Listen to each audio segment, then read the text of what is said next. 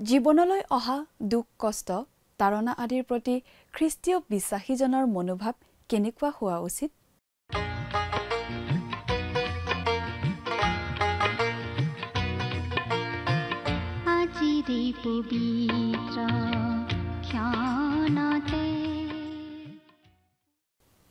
নমস্কাৰ, ভক্তিবচন অনুষ্ঠানলৈ আপোনাক স্বাগতম জনাইছোঁ। বাইবেল অধ্যয়নৰ এই ধাৰাবাহিক অসমীয়া অনুষ্ঠানটো খ্ৰীষ্টীয় বিশ্বাসী লোকসকলৰ বাবে বিশেষভাৱে প্ৰস্তুত কৰা হৈছে। এই অনুষ্ঠানটো নিয়মিতভাৱে শুনি থাকিলে আমাৰ দৰ্শকসকলে গোটেইখন বাইবেল চোৱাৰ আৰু বুজি পোৱাৰ এটা সুযোগ লাভ কৰিব পাৰিব। প্ৰতিজন খ্ৰীষ্টীয় বিশ্বাসীৰ বাবে এইটো এটা উপযোগী অনুষ্ঠান হওক, এয়ে আমাৰ কামনা।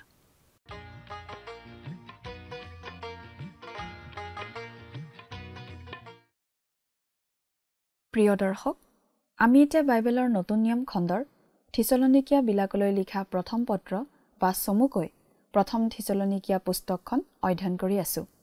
যোৱা অনুষ্ঠানত এই প্ৰথম থিছলনিকীয়া পুস্তকৰ 2 নম্বৰ অধ্যায়ৰ 15 নম্বৰ পদৰ পৰা 20 নম্বৰ পদলৈকে পঢ়ি তাৰ ভিত্তিত আলোচনা আগবঢ়োৱা হ'ল। আজিৰ অনুষ্ঠানত এই প্ৰথম থিছলনিকীয়া পত্ৰৰ 3 নম্বৰ অধ্যায়ৰ 1 নম্বৰ পদৰ পৰা 8 নম্বৰ পদলৈকে পঢ়ি তাৰ ভিত্তিত আমাৰ আলোচনা আগবঢ়োৱা হ'ব। পাচনি পৌলে জনাইছে যে ঈশ্বৰে অধৰ্মৰ পাত্ৰটো পূৰ হ'বলৈ দিয়ে। ঈশ্বৰে পাপৰ পাত্ৰটো পূৰ হোৱালৈকে অনুমতি দিয়ে, যাতে শয়তানে কেতিয়াও ক'বলৈ সুবিধা নাপায় যে ঈশ্বৰে মোক কাম কৰিবলৈ কেতিয়াও সুযোগ দিয়া হোৱা নাছিল। ভৱিষ্যতে আহিবলগীয়া মহাক্লেশৰ সময়েই হ'ব সেই সময় যেতিয়া ঈশ্বৰে শয়তানক সম্পূৰ্ণৰূপে নিয়ন্ত্ৰণ কৰিবলৈ দিব।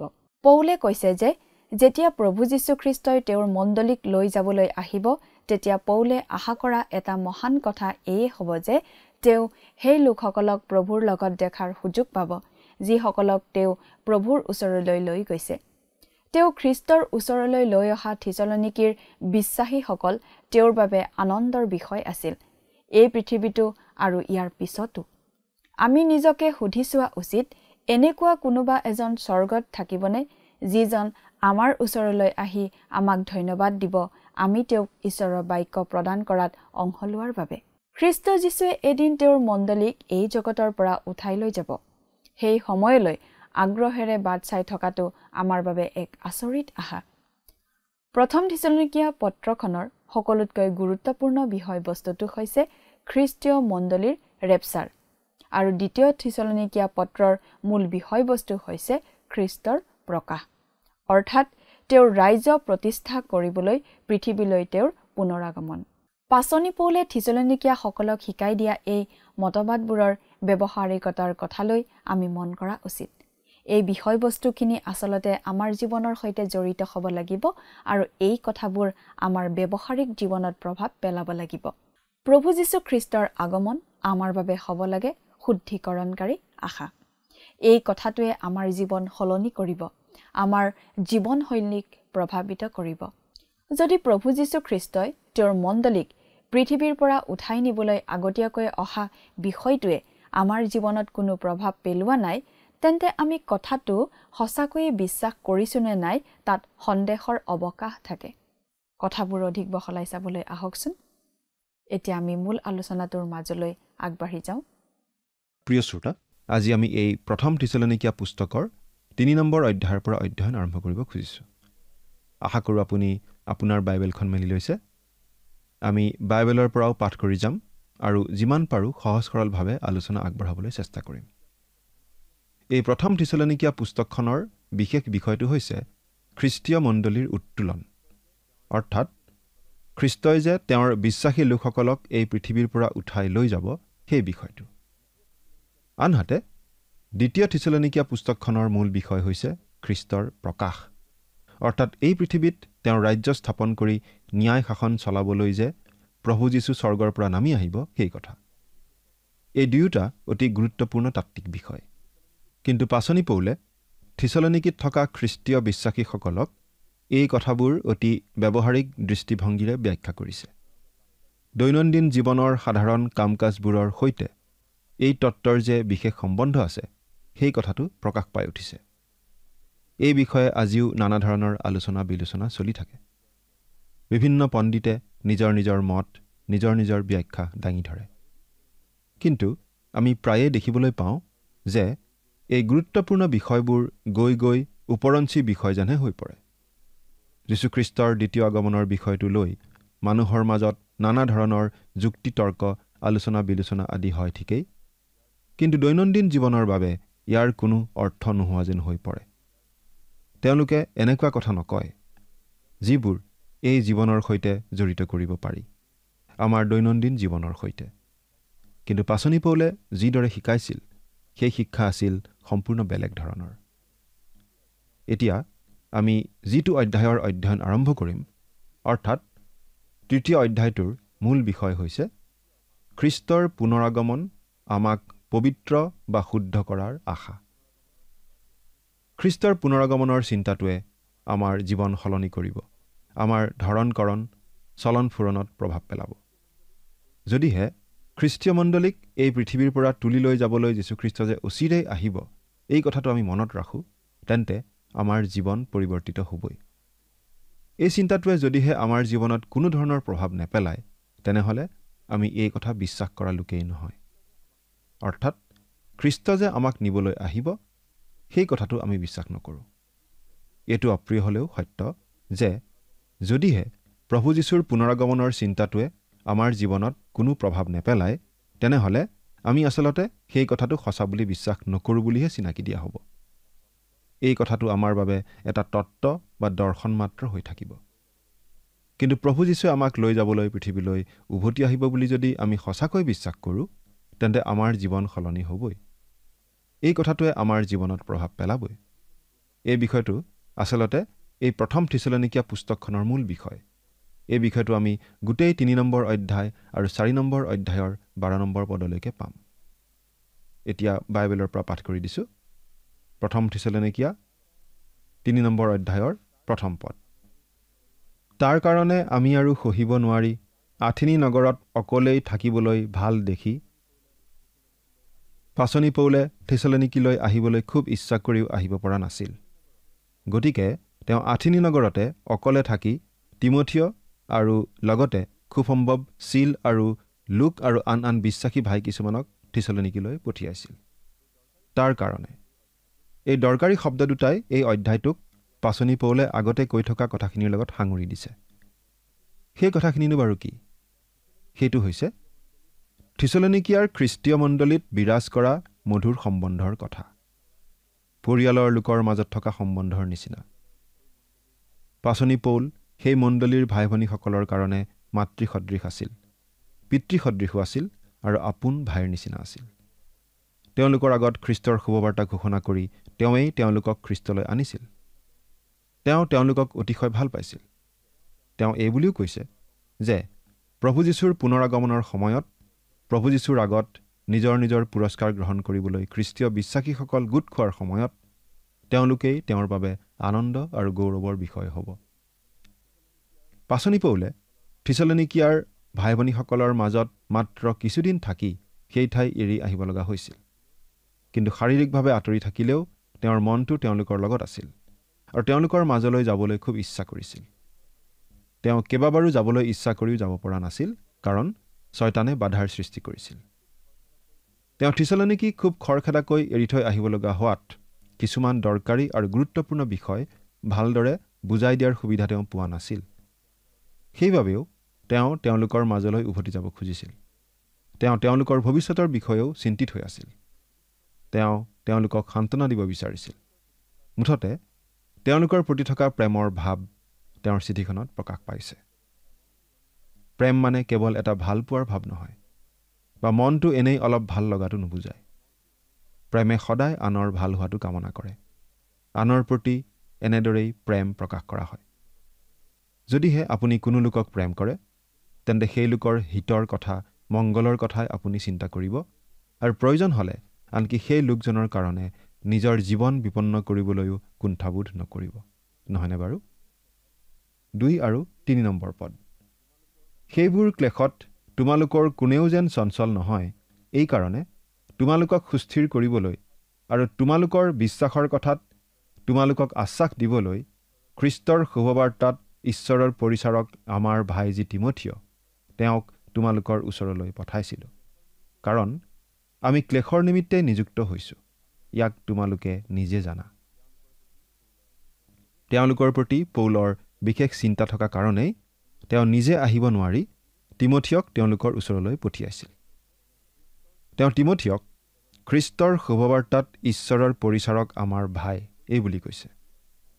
পৰিচাৰক শব্দটোৰ মূল গ্ৰীক শব্দটো হৈছে ডায়কনছ, আৰু এই ডায়কনছ শব্দৰ পৰাই আমি ডিকন শব্দটো পাইছোঁ। এই শব্দটোৰ আচলতে অৰ্থ হৈছে দাস বা সেৱক। খ্ৰীষ্টৰ শুভবাৰ্তাত ঈশ্বৰৰ পৰিচাৰক, অৰ্থাৎ সেৱাৰ বিষয়টো হৈছে খ্ৰীষ্টৰ শুভবাৰ্তা। পৌলে কেৱল কিছুমান জনহিতকৰ কাম বা কিছুমান সৎ কাম কৰাকেই খ্ৰীষ্টীয় জীৱনৰ মূল উদ্দেশ্য হিচাপে লোৱা নাছিল। বহু সময়ত আমাক কিছুমান লোকে সমালোচনা কৰে, কাৰণ আমি কেৱল ঈশ্বৰৰ বাক্য বিলোৱা কামটোত অধিক গুৰুত্ব দিওঁ।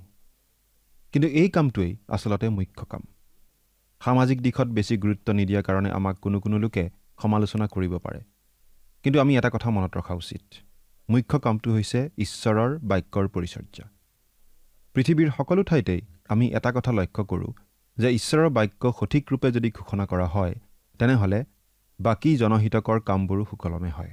আচলতে খ্ৰীষ্টৰ শুভবাৰ্তাৰ পৰাই বহুতো বিশ্ববিখ্যাত সামাজিক কল্যাণমূলক কাৰ্যসূচীৰ আৰম্ভণি ঘটে।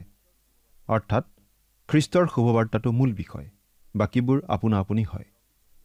পাচনি পৌলে কৈছে, তিমথিয় এজন পৰিচাৰক আছিল, ঈশ্বৰৰ পৰিচাৰক, আৰু তেওঁৰ পৰিচৰ্যাৰ পৰিসৰ কি আছিল? খ্ৰীষ্টৰ শুভবাৰ্তা। খ্ৰীষ্টৰ শুভবাৰ্তা বিলোৱা, তাকেই শিকোৱা, বুজোৱা, সেয়ে আছিল তেওঁৰ পৰিচৰ্যা। আমাৰো পৰিচৰ্যা এয়েই হোৱা উচিত। প্ৰিয় শ্ৰোতা, যেতিয়াই খ্ৰীষ্টৰ শুভবাৰ্তা বিলাই দিয়া যাব, নানা ধৰণৰ সৎকাৰ্য, জনহিতকৰ কাৰ্যও আপোনা আপুনি আৰম্ভ হ'ব। সেই কাম মানুহৰ অন্তৰৰ পৰাই ওলাই আহিব, কাৰণ খ্ৰীষ্টৰ শুভবাৰ্তাই মানুহৰ হৃদয়ৰ পৰিৱৰ্তন ঘটায়। দুৰ্নীতিপৰায়ণ লোকে দুৰ্নীতি কৰিবলৈ এৰি আনৰ হিতৰ কাৰণে ব্যয় কৰিবলৈ শিকে। স্বাৰ্থপৰ মানুহে নিস্বাৰ্থভাৱে আনৰ সেৱা কৰিবলৈ শিকে। পাচনি পৌলে তিমথিয়ক কিয় পঠিয়াইছিল? সেইবোৰ ক্লেশত তোমালোকৰ কোনেও যেন চঞ্চল নহয়, এই কাৰণে তোমালোকক সুস্থিৰ কৰিবলৈ আৰু তোমালোকৰ বিশ্বাসৰ কথাত তোমালোকক আশ্বাস দিবলৈ। সুস্থিৰ কৰিবলৈ, বিশ্বাসৰ কথাত। ইছৰাইল জাতিৰ যুদ্ধত জয় সুনিশ্চিত কৰিবলৈ মুচি যেতিয়া পৰ্বতৰ ওপৰলৈ গৈ হাত দাঙি আছিল, তেতিয়াও সেই একেটা কথাকে প্ৰকাশ কৰা হৈছিল। বাইবেলৰ পৰা পঢ়ি দিছোঁ। এইদৰে কৰি কৰি মুচিৰ হাত থৰ হলত তেওঁবিলাকে এচটা শিল আনি তেওঁৰ ওচৰত থলে, আৰু তেওঁ তাৰ ওপৰত বহিলত হাৰুণ আৰু হুৰে এজনে এফালে আনজনে আনফালে তেওঁৰ হাত দুখন ধৰি ৰাখিলে। তাতে বেলি মাৰ নোযোৱালৈকে তেওঁৰ হাত থিৰে থাকিল। যাত্ৰা পুস্তক 17 অধ্যায় 12 পদ। পাচনি পৌলেও তিমথিয়ক পঠাইছিল থিছলনিকীৰ খ্ৰীষ্টীয় বিশ্বাসীসকলক সুস্থিৰ কৰিবলৈ। আজিও একেটা কথাৰ প্ৰয়োজন আছে। খ্ৰীষ্টীয় বিশ্বাসীসকলক বিশ্বাসত সুস্থিৰ কৰি ৰখাৰ প্ৰয়োজন আছে। মণ্ডলীৰ চলাওঁতা নেতাসকলে এই দায়িত্ব পালন কৰি থকা উচিত, আৰু এই দায়িত্ব পালন কৰাত তেওঁলোকক আনসকলে সহায় কৰা উচিত। বিশ্বাসৰ কথাত তোমালোকক আশ্বাস দিবলৈ। আশ্বাস দিয়া মানে উদগনি দিয়া, সাহস দিয়া, বিশ্বাসত দৃঢ়ভাৱে থাকিবলৈ সহায় কৰা। পৌলে তিমথিয়ক পঠিয়াইছিল যাতে তেওঁ থিছলনিকীয়া বিশ্বাসীসকলক বিশ্বাসত সুস্থিৰ কৰে আৰু আশ্বাস দিয়ে। কিয় বাৰু? যাতে সেইবোৰ ক্লেশত তোমালোকৰ কোনেও যেন চঞ্চল নহয়। ক্লেশত যাতে কোনোজন বিশ্বাসী অস্থিৰ নহয়, চঞ্চল নহয়, বা অপথে নাযায়, বা হতাশ হৈ দুৰ্বল হৈ নাযায়। ক্লেশ মানে হ'ল নানা ধৰণৰ দুখ কষ্ট, নানা ধৰণৰ হেঁচা, নানা ধৰণৰ দুশ্চিন্তা। এইখিনিতে পৌলে আৰু এটা গুৰুত্বপূৰ্ণ কথা কৈছে, কাৰণ আমি ক্লেশৰ নিমিত্তেই নিযুক্ত হৈছোঁ, ইয়াক তোমালোকে নিজে জানা। এই কথাখিনি আমাৰ হজম কৰিবলৈ অলপ টান লাগে, কিন্তু এইটো এটা কঠিন বাস্তৱ। খ্ৰীষ্টীয় বিশ্বাসী হিচাপে আমি ক্লেশৰ সন্মুখীন হ'বই লাগিব। নানা ঢৌ ধুমুহাৰ মাজেদি আমি পাৰ হৈ যাব লাগিব। কিন্তু সেই সকলো ক্লেশ, সকলো ঢৌ ধুমুহা অস্থায়ী। কিন্তু আমি সেইবোৰৰ সন্মুখীন নোহোৱাকৈ থাকিব নোৱাৰোঁ। এই পৃথিৱীত থকালৈকে আমি দুখ ক্লেশ আদিৰ সন্মুখীন হ'বই লাগিব। এই কথাটো আমি বাইবেলত বাৰে বাৰে পাওঁ। প্ৰভু যীশুৱে শিষ্যসকলক কৈছিল, তোমালোকে মোত যেন শান্তি পোৱা, এই কাৰণে এইবোৰ কথা তোমালোকক ক'লো। জগতত তোমালোকৰ ক্লেশ আছে, কিন্তু নিৰ্ভয় হোৱা, মই এই জগতক জয় কৰিলোঁ। যোহন 16:33। আনকি দুখ কষ্ট তাৰণাৰ সময়তো আমাক আনন্দ কৰিবলৈ কোৱা হৈছে। প্ৰিয় শ্ৰোতা, যদি আপুনি প্ৰভু যীশুক ত্ৰাণকৰ্তা বুলি গ্ৰহণ কৰিছে, তেনেহ'লে আপুনি ক্লেশৰ পৰা হাত সাৰিব নোৱাৰে। খ্ৰীষ্টক গ্ৰহণ কৰা মানে দুখ কষ্ট নাইকিয়া হৈ যোৱাক নুবুজায়, বৰং খ্ৰীষ্টক গ্ৰহণ কৰা মানে দুখ কষ্টৰ সন্মুখীন হ'বই লাগিব, সেইটোহে নিশ্চিত হয়। আগতে হয়তো আপোনাৰ কোনো ধৰণৰ দুখ ক্লেশ নাছিল, কিন্তু খ্ৰীষ্টক গ্ৰহণ কৰাৰ পাছত দুখ ক্লেশৰ সন্মুখীন হ'বই লাগিব, কেতিয়াবা নহয় কেতিয়াবা, কিবা নহয় কিবা প্ৰকাৰে। প্ৰভু যীশুৱে ক'তো প্ৰতিজ্ঞা কৰা নাই যে তেওঁক গ্ৰহণ কৰিলে আমি সকলো দুখ ক্লেশৰ পৰা হাত সাৰিম, বৰং আমি দুখ ক্লেশ পাম বুলিহে তেওঁ জনাই দিছে। কিন্তু তেওঁ এটা কথা আমাক নিশ্চিতভাৱে কৈছে যে তেওঁ আমাক কেতিয়াও ত্যাগ নকৰে। ঢৌ ধুমুহাৰ মাজতো তেওঁ আমাৰ লগতেই থাকে, আৰু ঢৌ ধুমুহাৰ মাজেৰে নিৰাপদে আমাৰ নাও তেওঁ সিপাৰলৈ লৈ যায়। বাইবেলত এই কথা লিখা হৈছে, বাস্তৱিক খ্ৰীষ্ট যীশুত ভক্তিভাৱে জীৱন ধাৰণ কৰিবলৈ ইচ্ছা কৰা সকলোবিলাকে তাৰণা পাব। 2 তিমথিয় 3:12। ইয়াত কোনো সন্দেহ নাই, কোনো চৰ্ত নাই। মুঠতে খাটাংভাৱে লিখা হৈছে, খ্ৰীষ্ট যীশুত কোনোবাই যদি ভক্তিপূৰ্ণভাৱে ধাৰ্মিকভাৱে জীৱন কটাবলৈ চেষ্টা কৰে, তেওঁ তাৰণাৰ সন্মুখীন হ'বই লাগিব। একেধৰণৰ কথাই আমি পাওঁ 1 পিতৰ 4:12-19। 1 পিতৰ 4:12-19। প্ৰিয় শ্ৰোতা, আচলতে যদি আকাশত কোনো ডাৱৰ নাই, সাগৰত কোনো ঢৌ নাই, সকলো পিনে শান্ত, তেতিয়াহে আমি চিন্তা কৰা উচিত। যদি আমাৰ জীৱনত কেতিয়াও কোনো ধৰণৰ বাধা, কোনো ধৰণৰ তাৰণা বা দুখ ক্লেশ অহা নাই, তেতিয়া আমাৰ সন্দেহ হোৱা উচিত, আমি সঁচাকৈয়ে পৰিত্ৰাণ পালোনে? সঁচাকৈয়ে প্ৰভু যীশুক গ্ৰহণ কৰি ঈশ্বৰৰ সন্তান হ'লোনে? কিন্তু যদিহে আমাৰ জীৱনলৈ তাৰণা আহে, আমি নিজকে ঈশ্বৰৰ সন্তান বুলি নিশ্চিত হ'ব পাৰোঁ। আচলতে এনেধৰণৰ তাৰণাৰ যোগেদিয়েই ঈশ্বৰে আমাক তেওঁত ভৰসা কৰিবলৈ শিকায়। এতিয়া 4 নম্বৰ পদটো পাঠ কৰি দিছোঁ। কিয়নো আমালৈ ক্লেশ ঘটিব বুলি আগেয়ে আমি তোমালোকৰ লগত থাকোঁতেই কৈছিলোঁ। পাছে সেইদৰেই ঘটিল, আৰু তোমালোকে তাক জানা। পাচনি পৌলে আগতেই জনাই দিছিল যে তেওঁলোকলৈ ক্লেশ ঘটিব। সেই কথা তেওঁ জানিছিল, কাৰণ খ্ৰীষ্টত বিশ্বাস কৰাৰ পাছত ক্লেশৰ সন্মুখীন হ'ব লগা হয় বুলি তেওঁ জানিছিল। আৰু সেই কথা তেওঁ থিছলনিকীয়া বিশ্বাসী ভাই ভনীসকলক আগতেই জনাইছিল, আৰু ঠিক সেইদৰেই ঘটিছিল। সেই কথা তেওঁ এতিয়া সোঁৱৰাই দিছে। আমাৰ জীৱনলৈ ঈশ্বৰে দুখ ক্লেশ তাৰণা আদি আহিবলৈ দিয়ে, যাতে আমি তেওঁৰ ওচৰ চাপি যাওঁ। আমাৰ পবিত্ৰীকৰণ ঘটিবলৈ ঈশ্বৰে আমাৰ জীৱনলৈ এইবোৰ আহিবলৈ দিয়ে। প্ৰতিজন খ্ৰীষ্টীয় বিশ্বাসীক বিশ্বাসত অধিক দৃঢ় কৰিবলৈও তাৰণা আহিবলৈ তেওঁ দিয়ে। সেইবাবে তাৰণাৰ সময়ত আমি হতাশ নহৈ বা অস্থিৰ নহৈ তেওঁৰ কাষ চাপি অহা উচিত। কাৰণ এনে তাৰণা ক্লেশ আদি অস্থায়ী, আৰু এই সকলো ধৰণৰ দুৰ্যোগৰ সময়ত আমাৰ মৰমৰ ত্ৰাণকৰ্তা প্ৰভু যীশু আমাৰ লগতেই থাকে। 5 নম্বৰ পদ। ইয়াত আমি এনেদৰে পাওঁ, সেইকাৰণেই ময়ো আৰু সহিব নোৱাৰি, কিজানি পৰীক্ষকে তোমালোকৰ পৰীক্ষা কৰাতে আমাৰ পৰিশ্ৰম ব্যৰ্থ হয়, এই কাৰণে তোমালোকৰ বিশ্বাস জানিবলৈ পঠাইছিলোঁ। পৰীক্ষক মানে কোন? পৰীক্ষক মানে আন কোনো নহয়, শয়তান। 2 নম্বৰ অধ্যায়ত আমি পঢ়িবলৈ পাইছিলোঁ, পাচনি পৌলে লিখিছিল, শয়তানে আমাৰ বাধা জন্মালে। আন কথাত তেওঁ সেই থিছলনিকীয়া বিশ্বাসীসকললৈ লিখিছে, শয়তানে আমাক খুব আমনি কৰি আছে। আমি অলপ চিন্তা কৰি আছোঁ, কিজানিবা শয়তানে তোমালোক সকলোকে দিগদাৰি দি আছে। পাচনি পৌলে থিছলনিকীয়াৰ খ্ৰীষ্টীয় বিশ্বাসীসকলৰ কথা বিশেষভাৱে চিন্তা কৰিছিল, কাৰণ তেওঁলোক আছিল নতুন বিশ্বাসী।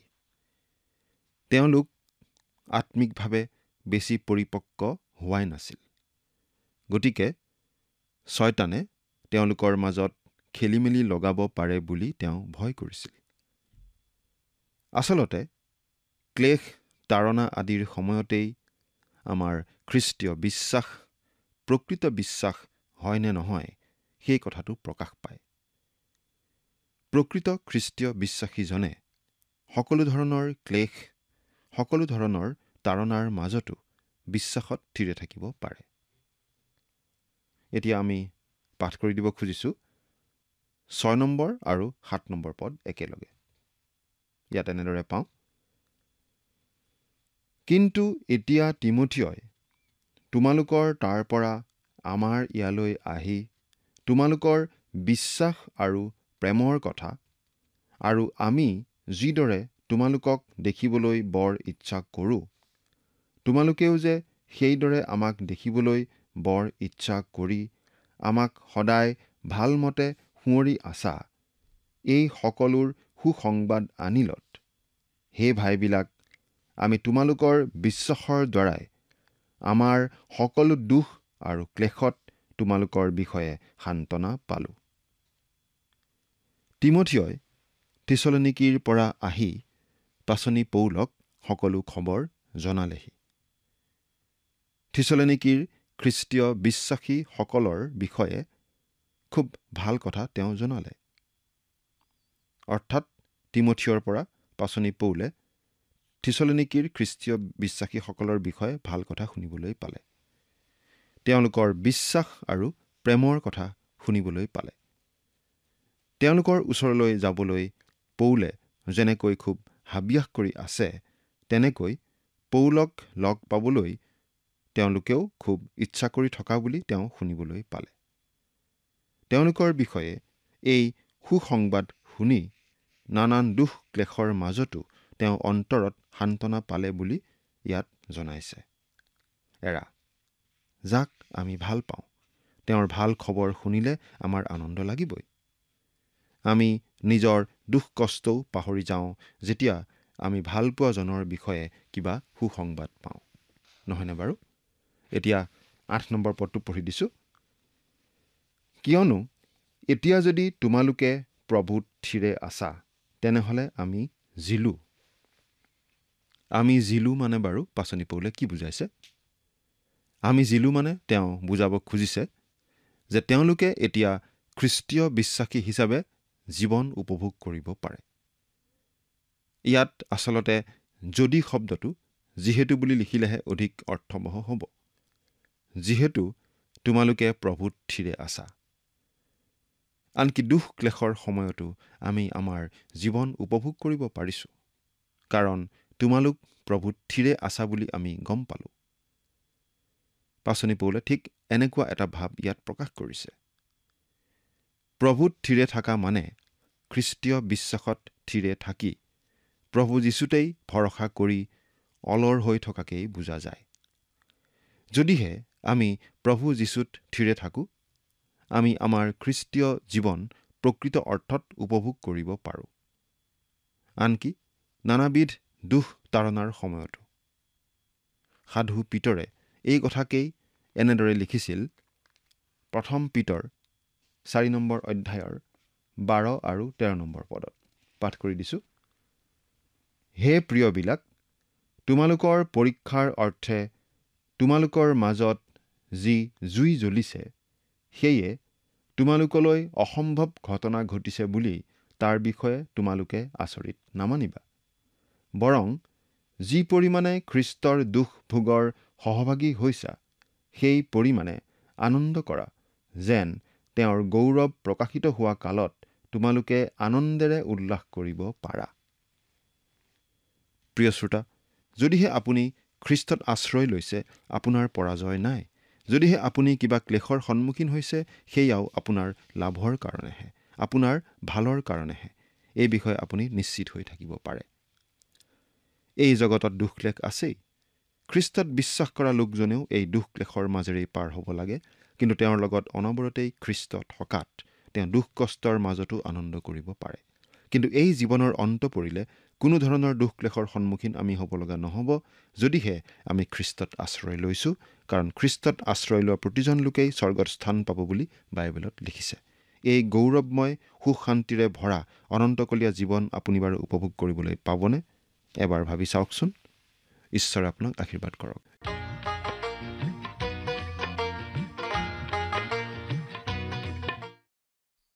যদি আমি খ্ৰীষ্টীয় বিশ্বাসী হিচাপে জীয়াই আছোঁ, তেনেহ'লে আমি আচলতে প্ৰভু যীশুত দৃঢ়তাৰে থিয় হৈ আছোঁ। আৰু সেইবাবে খ্ৰীষ্টীয় বিশ্বাসী এজনে বিপদৰ সময়তো থিৰে থাকিব পাৰে যদিও সেই কাম কৰাটো সদায় সহজ নহয়।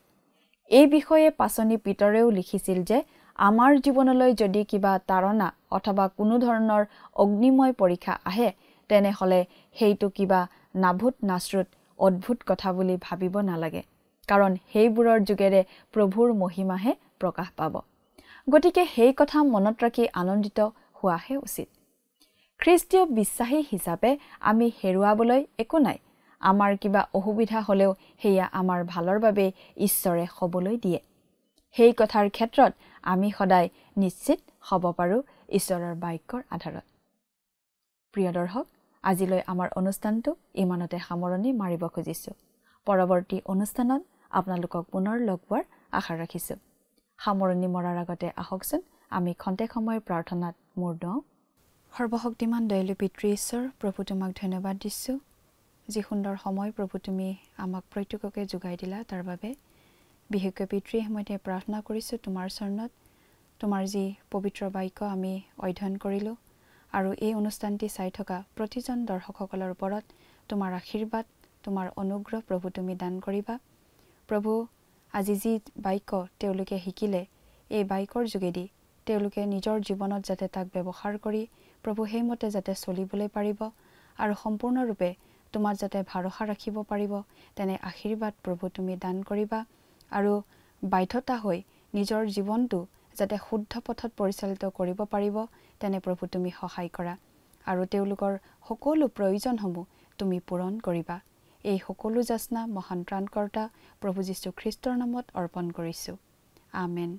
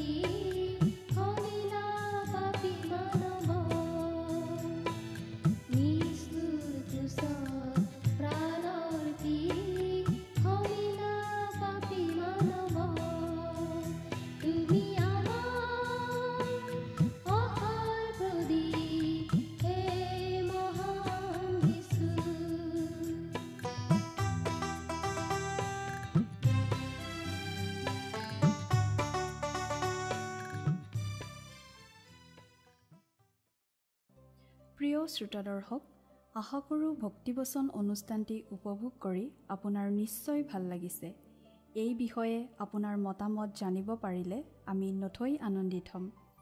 আপোনাৰ যদি আমাৰ এই অনুষ্ঠানটি উপভোগ কৰি ভাল লাগিছে, তেন্তে অনুগ্ৰহ কৰি আমালৈ এটি মিছ কল দিয়কচোন। আপোনাৰ এটা মিছ কল আমাৰ বাবে অতি মূল্যৱান। প্ৰতিটো মিছ কল দিয়া সকলৰ মাজৰ পৰা এজন বিশেষ দৰ্শকক বাছি লৈ সপ্তাহৰ শেষত পুৰস্কৃতও কৰা হ'ব। মিছ কল দিয়া নম্বৰটো হৈছে 0444908125। আপোনাৰ যদি কিবা প্ৰাৰ্থনাৰ বিষয় থাকে বা অধিক জানিবলৈ ইচ্ছা কৰে, তেন্তে টেলিফোনৰ মাধ্যমেৰেও আমাক যোগাযোগ কৰিব পাৰে। আমাৰ টেলিফোন নম্বৰটো হৈছে 7429840242। আপুনি আমালৈ ইমেইল অথবা পত্ৰ যোগেও যোগাযোগ কৰিব পাৰে। তাৰ বাবে আমাৰ ইমেইল ID আৰু পোষ্টেল এড্ৰেছটো টিভি পৰ্দাত চাই লওকচোন।